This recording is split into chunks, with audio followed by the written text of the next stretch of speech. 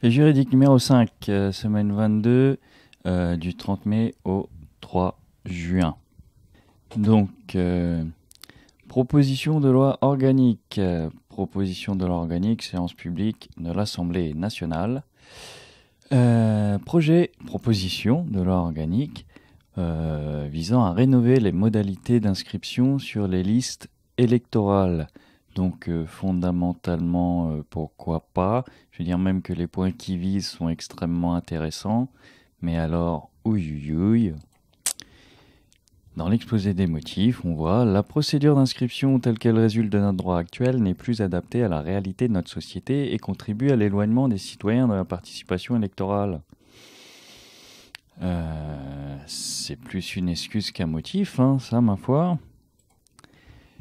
Ils ont observé, donc une commission d'enquête, que près de 9,5 millions d'électeurs sont mal inscrits ou non inscrits sur les listes électorales. L'ampleur des chiffres sonne comme une alerte pour la vitalité de notre démocratie. Mal inscrits ? Comment on fait pour être mal inscrit sur la liste électorale ? Non inscrit, ça devient compliqué aussi vu que l'inscription est d'office à la majorité depuis ça commence à faire un temps et que effectivement l'article L9 du code électoral nous dit que l'inscription sur la liste électorale est obligatoire de toutes les façons. Donc beaucoup d'excuses pour faire cette proposition de loi, mais alors que finalement le contenu est très intéressant, hein. C'est dommage d'avoir des propos comme ça discrédite l'action, c'est dommage. Alors, cette proposition veut par un article 8 a principal objet d'abroger l'article 57 afin d'autoriser les jeunes qui atteignent l'âge de 18 ans entre les deux tours d'une élection de participer au second tour du scrutin. Et ça, c'est bien. J'ai pu moi-même expérimenter. J'ai été moi-même dans cette situation, d'avoir 18 ans entre deux tours de scrutin. Ça m'intéressait de participer au deuxième, donc c'est pas la peine de trouver des excuses toutes bancales pour faire quelque chose d'intéressant à la fin. Quoique, vaut peut-être mieux ça que l'inverse, finalement. Et aussi permettrait de participer à un scrutin et de s'inscrire au plus tard 30 jours avant celui-ci. Il y a une spécificité qui est de 10 jours au jour d'aujourd'hui valable, je ne sais plus c'est laquelle. Mais bon, donc voilà, s'inscrire tardivement et participer entre deux tours, c'est bien, c'est pas la peine de raconter je ne sais trop quoi, perte de démocratie, machin bidule. Ça discrédite le truc alors que c'est intéressant finalement. Ensuite, proposition de loi organique rénovant les modalités d'inscription sur les listes électorales des ressortissants d'un État membre de l'Union européenne, autre que la France pour les élections municipales. En France, cela va de soi. Donc, ça c'est vieux, hein, c'est le droit de vote pas des étrangers, mais des ressortissants de l'Union européenne. Et ce qu'il voulait là, c'est redéfinir les conditions de contribuable local, donc qui permettaient de participer au scrutin local. Projet de loi ordinaire, commission du Sénat. Donc projet de loi visant à instituer les libertés et protections pour les entreprises et les actifs. Donc la fameuse loi travail. Donc qui a priori sera encore en discussion jusqu'au mois de juillet. Donc là, je vais pas y revenir là. J'ai déjà fait 2-3 remarques dans les précédentes veilles, notamment en ce qui concerne la remarque du Conseil d'État sur la mise aux normes du droit interne par rapport au droit international. Donc s'y référer, mais surtout j'y reviendrai. Très certainement, là, j'ai ouvert un blog et je vais voir comment je m'organise pour essayer de parler de ça là-bas. Parce que c'est un petit peu trop polémique, il faut être précis. Et là, ça risque d'être un peu long. Donc voilà, j'en dirai pas plus ici aujourd'hui à ce sujet. On a aussi donc un projet de loi ordinaire visant à la ratification de l'accord de Paris de décembre 2015, donc la fameuse COP 21. Donc il faut juste ratifier l'accord, hein, donc rien de mirobolant. Projet de loi ordinaire, commission du Sénat toujours, ils vont examiner un rapport qui touche à la simplification du code du commerce. Donc en ce que il voudrait assouplir le droit français des sociétés et des marques plus nettement, voudrait assouplir le droit français des sociétés et des marques. Je vais pas y arriver. Il voudrait assouplir le droit français des sociétés et de marquer plus nettement la distinction entre les sociétés cotées et non cotées. Car c'est vrai que souvent, pour celles qui ont un capital le moins important, se retrouvent dans des situations quasi identiques alors qu'elles ne sont pas cotées et l'autre est cotée, budgétairement je veux dire, et donc des fois c'est un peu compliqué à mettre en œuvre tout ça, donc oui, pourquoi pas. Ensuite, projet de loi ordinaire, séance publique de l'Assemblée nationale. Donc, un projet de loi autorisant l'approbation de l'accord relatif au site technique de l'Agence européenne pour la gestion opérationnelle des systèmes d'information à grande échelle au sein de l'espace de liberté, de sécurité et de justice entre le gouvernement de la République française et l'Agence européenne pour la gestion opérationnelle des systèmes d'information à grande échelle au sein de l'espace de liberté, de sécurité et de justice. Voilà. Donc rien que le titre à lui tout seul, bon, il vaut le détour. Donc forcément, il faut le rétrécir un petit peu. Donc, quelle est-elle Évidemment, cette agence est chargée de la gestion opérationnelle des 3 systèmes d'information des visas. Eurodac, de la base reprenant les empreintes digitales des demandeurs d'asile. Et système d'information Schengen, exploité depuis 1995, dont la 2e génération arrive et est entrée en fonction le 9 avril 2013. Donc la 2e génération est arrivée et rentrée en fonction le 9 avril 2013. Donc c'est la gestion. C'est le système informatique de gestion des flux finalement. Et de toutes les manières, ce n'est qu'un projet de loi visant à approuver l'accord. Donc rien de... C'est pas là-dedans qu'on va faire la révolution. Projet de loi ordinaire, séance publique de l'Assemblée nationale. Projet de loi pour permettre le maintien des communes associées sous forme de communes déléguées en cas de création d'une commune nouvelle. Donc les fameuses communes nouvelles. Je pense Saint-Quentin par rapport à l'actualité avec Renault, et Lancourt par rapport à l'actualité sur la loi renseignement. C'est là-bas qu'est le centre d'écoute. Donc les communes nouvelles, ce qui se passe, c'est que dans le silence de la loi, la Direction générale des collectivités locales et l'Association des maires de France ont une interprétation divergente du droit applicable en cas de création d'une commune nouvelle. La DGCL soutient que les communes associées disparaissent de plein droit, ce qui selon moi semble relativement très logique. Tandis que l'AMF affirme qu'elles peuvent être maintenues sous la forme de communes déléguées. Selon moi, est un petit peu moins logique. Mais donc, de toutes les manières, dans le silence de la loi, ce projet de loi vise à permettre la chose. Donc la commune continuerait d'exister dans la commune nouvelle. Là, les embroglios administratifs. Commission mixte paritaire. Commission mixte paritaire sur une proposition de loi réformant le système de répression des abus de marché. Donc, on l'avait déjà évoqué. Là, on pourrait juste préciser qu'ils nous disent que demain, il convient que, dans une affaire donnée, le parquet national financier et l'autorité des marchés financiers ne puissent engager des poursuites qu'après une concertation mutuelle. L'accord de chacun assurera l'unicité des poursuites et donc des condamnations. La proposition de loi met en place ce mécanisme de concertation entre le parquet national financier et l'autorité des marchés financiers. Ce qui en français veut dire que jusqu'ici, non, ils n'essayent pas de couvrir leurs copains. Ce serait trop simple. C'est un peu plus compliqué que ça car c'est suite à des décisions de questions prioritaires de constitutionnalité, comme quoi il y avait 2 poursuites et 2 sanctions pour un même fait, ce qui en droit français et d'une manière générale dans un état de droit n'est pas très normal, même si ça touche les marchés financiers et des sommes astronomiques. Le droit est le même pour tout le monde. Donc, il vise à faire concerter les 2 instances qui jugent ces délits et afin qu'ils appliquent une sanction commune. Voilà, tout simplement. Il y a aussi la proposition de loi sur l'économie bleue, c'est l'économie de la mer.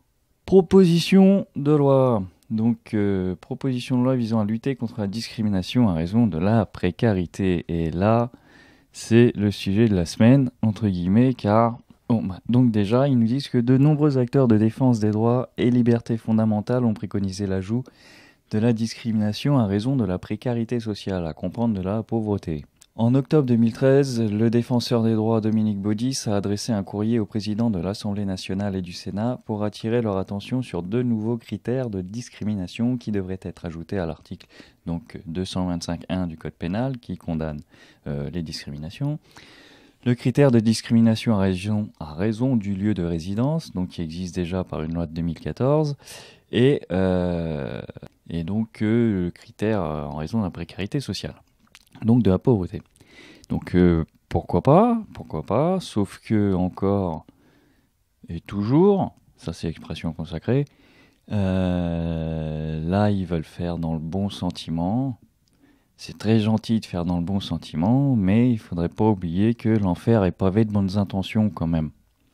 Donc là, il nous donne un exemple d'une dame qui, ayant une grande famille, quitte un appartement moyen pour un plus grand, qui fournit les papiers justificatifs, tout ce qu'il faut, le propriétaire accepte de louer, et à quelques jours de prendre les clés, d'intégrer dans l'appartement, il refuse au motif qu'elle ne serait pas solvable par rapport à son revenu. Il va forcément outrer tout ce que tu veux, il faut empêcher ça, créer le délit de discrimination à raison de la pauvreté.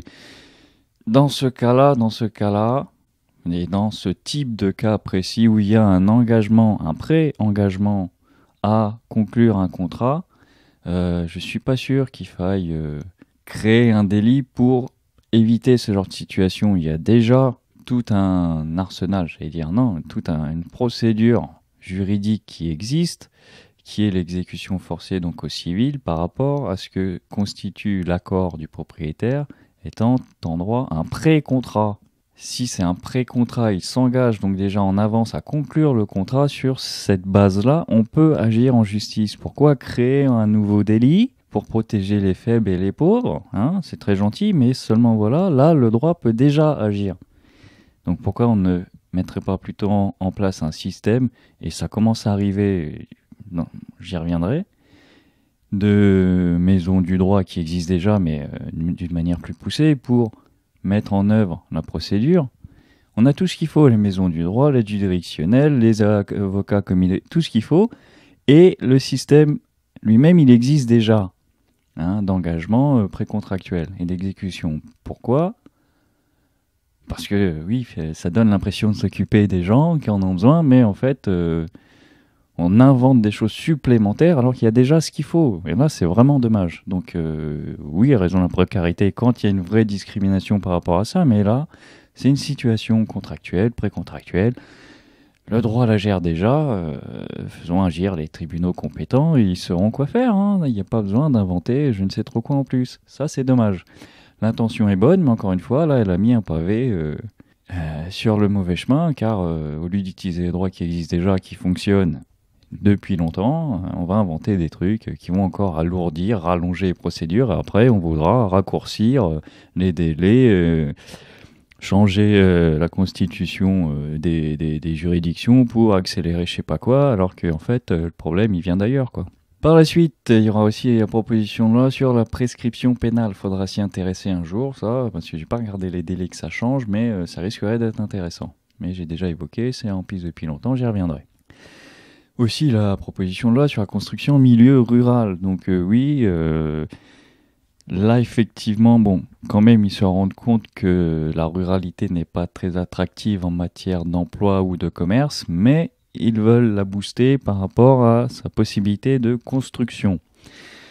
Pourquoi pas, ils sont déjà en train de réfléchir, du moins au Sénat, sur la simplification du droit de l'urbanisme.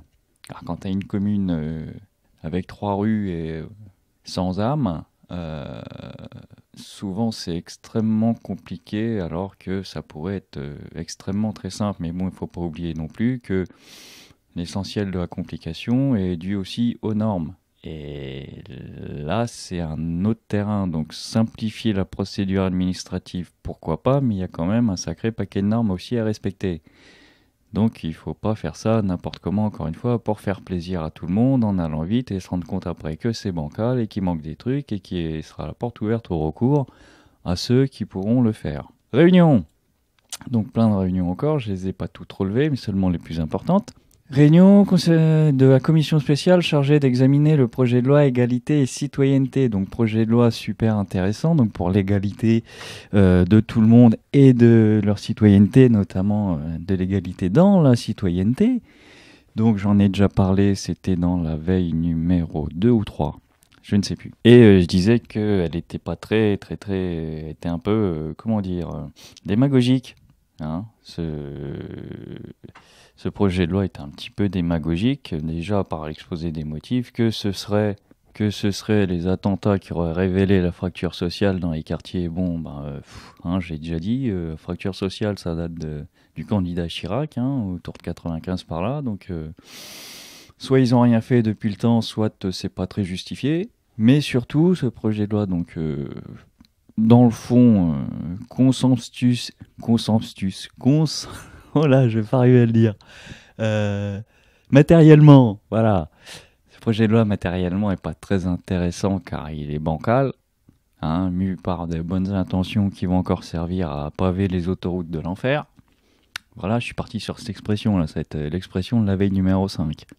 Mais là où il est super intéressant, c'est qu'ils ont mis en œuvre les moyens numériques, donc dans une république numérique, pour faire participer tout le monde à l'élaboration de ce projet de loi.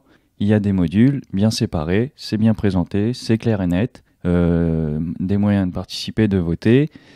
Il faut le prendre il faut le participer à ça par rapport au processus qu'il met en œuvre. C'est une des toutes premières fois. Après, les consultations citoyennes, c'était surtout pour identité nationale, et c'est bien dommage. Donc finalement, c'est très très rare, mais ça doit devenir, il faut qu'on s'en saisisse et que ça devienne la normalité. Projet de loi, exposez-le nous, on va participer. Aujourd'hui, c'est possible. La preuve, il faut faire ça pour tout le reste. Mais il faut commencer, il faut s'entraîner. Et ça, c'est le début. Donc, allez-y voir. C'est jusqu'à il y a plus longtemps maintenant. Donc, allez-y. Ne serait-ce que pour voir comment c'est fichu, comment on peut faire. Ensuite, les travaux récents de la Cour des comptes concernant les missions justice et sécurité. Ça va être intéressant. Je vais essayer de le regarder aussi. Et de faire quelque chose, forcément. Donc, mission justice sécurité, c'est comment est partagé le budget. Il est partagé en mission, programme, notamment. Et mission justice sécurité, donc on va parler de l'argent qu'on va dédier. Donc, soit c'était l'année passée ou l'année future, je ne sais pas, je verrai bien.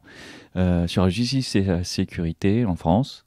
Là, ça risque d'être intéressant quand on voit que le ministre de la Justice nous a parlé d'un ministère sinistré lorsqu'il a pris en charge, que les contribuables commencent à recevoir des lettres des juridictions comme quoi leur affaire ne sera pas plaidée avant 1, 2, voire 3 ans par manque d'effectifs de magistrats, et puis tous les problèmes par rapport à l'institution pénitentiaire.